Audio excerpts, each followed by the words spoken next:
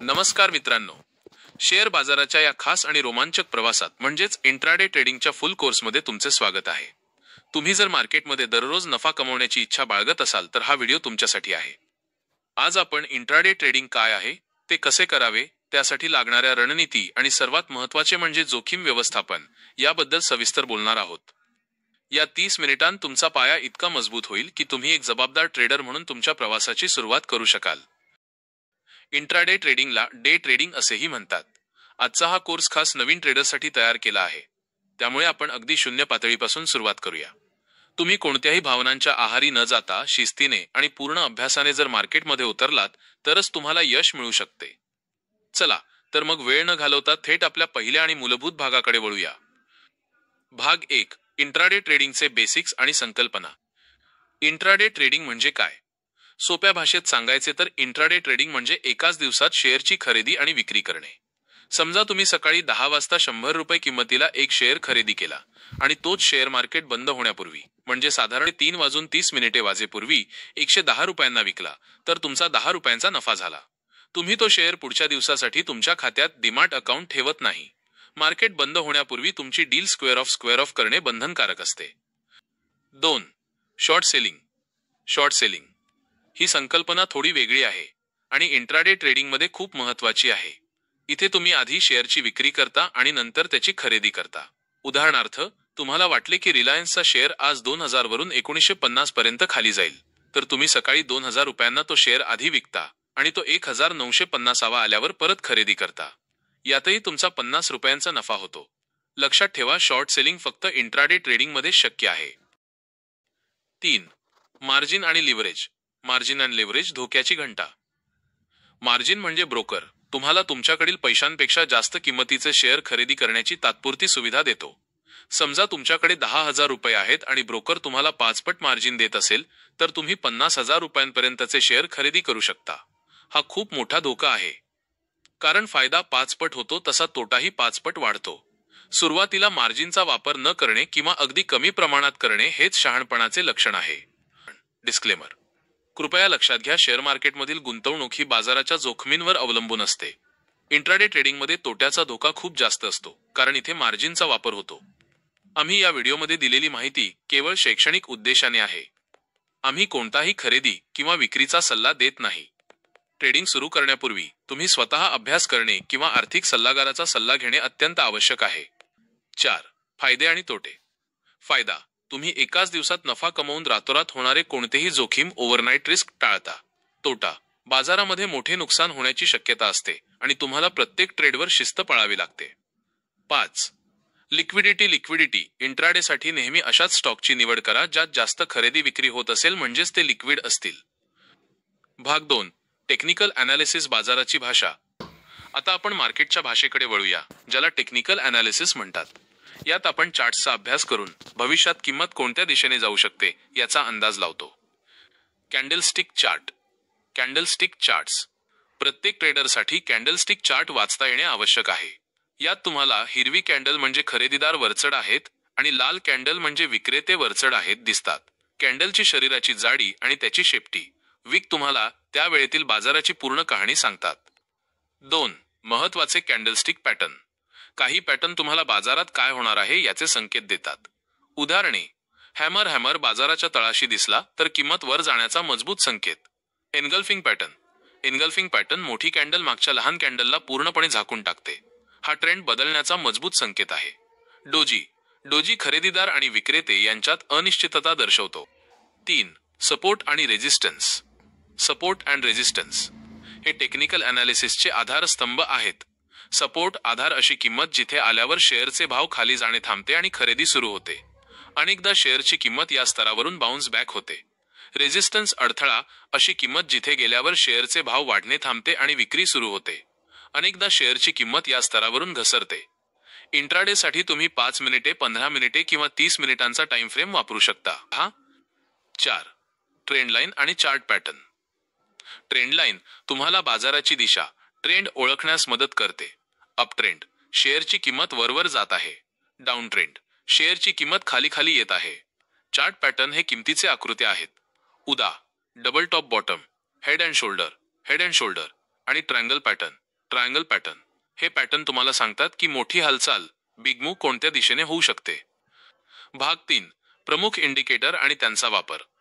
Technical अनालिसिसला अधिक मजबूत करण्यासाठी आपण काही गणितीय साधने वापरतो, ज्यांना इंडिकेटर्स म्हणतात. मूव्हिंग ॲव्हरेज -MA हा सर्वात सोपा आणि प्रभावी इंडिकेटर आहे. हा तुम्हाला एका विशिष्ट कालावधीतील 9 दिवस किंवा 20 दिवस शेअरच्या सरासरी किंमतीची लाईन दाखवतो. कसा वापराल? जेव्हा लहान मूव्हिंग ॲव्हरेज 9 EMA मोठ्या मूव्हिंग ॲव्हरेजला 20 EMA क्रॉस करते तेव्हा खरेदीचा सिग्नल मिळतो, आणि जेव्हा खाली क्रॉस करते तेव्हा विक्रीचा सिग्नल मिळतो. 2. RSI relative strength index. RSI तुम्हाला सांगतो की शेअर जास्त खरेदी झाला आहे ओव्हरबॉट की जास्त विकला गेला आहे ओव्हरसोल्ड. RSI 70च्या वर असेल तर शेअर ओव्हरबॉट आहे. याचा अर्थ किंमत आता खाली येऊ शकते. RSI 30च्या खाली असेल तर शेअर ओव्हरसोल्ड आहे. याचा अर्थ किंमत आता वर जाऊ शकते. 3. Bollinger bands. यामध्ये 3 लाईन्स असतात. मधली लाईन मूव्हिंग ॲव्हरेज असते. वरची आणि खालची लाईन शेअरची सामान्य अस्थिरता व्होलॅटिलिटी दाखवते. जेव्हा किंमत खालच्या बँडला स्पर्श करून परत आत येते तेव्हा खरेदीचा, आणि वरच्या बँडला स्पर्श करून परत आत येते तेव्हा विक्रीचा विचार केला जाऊ शकतो. 4. Pivot points. इंट्राडे ट्रेडर्ससाठी हे अत्यंत उपयुक्त आहेत. हे इंडिकेटर तुम्हाला सपोर्ट आणि रेझिस्टन्सचे आजचे महत्त्वाचे स्तर आपोआप काढून देतात, ज्यामुळे तुमचे काम सोपे होते. भाग 4. इंट्राडे ट्रेडिंगच्या प्रभावी रणनीती. एक यशस्वी ट्रेडर कोणत्याही एका विशिष्ट रणनीतीवर स्ट्रॅटेजी काम करतो. तुम्ही तुमच्या स्वभावाला आणि वेळेला जुळणारी एक रणनीती निवडा आणि तिचा सखोल अभ्यास करा. 1. Opening range breakout ORB strategy. बाजार सकाळी 9:15 वाजता उघडतो. तुम्ही पहिल्या 5, 10 किंवा 15 मिनिटांची रेंज निश्चित करा. जर किंमत या रेंजच्या वर ब्रेकआउट झाली तर खरेदी करा. जर किंमत या रेंजच्या खाली ब्रेकडाऊन झाली तर विक्री शॉर्ट सेल करा. 2. Moving average crossover strategy. जसे आपण आधी पाहिले, जेव्हा एक जलद फास्ट मूव्हिंग ॲव्हरेज उदा 9 EMA हळू स्लो मूव्हिंग ॲव्हरेजला उदा 20 EMA क्रॉस करते तेव्हाच ट्रेड घ्या. ही स्ट्रॅटेजी ट्रेंडला पकडण्यासाठी उत्तम आहे. 3. Price action trading. ही एक अशी पद्धत आहे जिथे तुम्ही कोणत्याही इंडिकेटरचा वापर करत नाही. तुमचा निर्णय फक्त सपोर्ट, रेझिस्टन्स, ट्रेंडलाईन आणि कॅन्डलस्टिक पॅटर्न पाहून घेतला जातो. ही सर्वात शुद्ध प्युअर ट्रेडिंग पद्धत मानली जाते. 4. Momentum trading. यामध्ये तुम्ही असे स्टॉक्स निवडता ज्यात एकाएकी मोठी उठाठेव, व्होलॅटिलिटी आणि व्हॉल्यूम वाढलेला आहे. अशा स्टॉक्समध्ये अचानक मोठी किंमत वाढताना किंवा कमी होताना दिसते. मोमेंटमच्या दिशेने ट्रेड घेतल्यास पटकन नफा मिळतो, पण स्टॉप लॉस न लावता हा ट्रेड घेणे धोकादायक आहे. 5. स्ट्रॅटेजीचा नियम. तुमची कोणतीही स्ट्रॅटेजी असो, ती कमीत कमी मागील 100 दिवसांच्या डेटावर तपासा, बॅकटेस्ट करा. जर ती यशस्वी ठरत असेल तरच खऱ्या पैशांनी ती वापरा. भाग 5. जोखीम व्यवस्थापन आणि ट्रेडिंग मानसशास्त्र. हा या संपूर्ण कोर्सचा सर्वात महत्त्वाचा भाग आहे. तुमच्या ट्रेडिंगचे भविष्य 90% या भागावर अवलंबून असते. स्टॉप लॉस तुमचा विमा. तुम्ही कोणताही ट्रेड स्टॉप लॉस शिवाय करू नका. स्टॉप लॉस म्हणजे तुमच्या तोट्याची मर्यादा ठरवणे. उदाहरणार्थ, तुम्ही 100 रुपयांना शेअर खरेदी केला तर तुमचा स्टॉप लॉस 98 रुपये असेल. याचा अर्थ शेअर 98 रुपयांपर्यंत खाली आला तर तुम्हाला फक्त 2 रुपयांचे नुकसान होईल आणि ट्रेड आपोआप बंद होईल.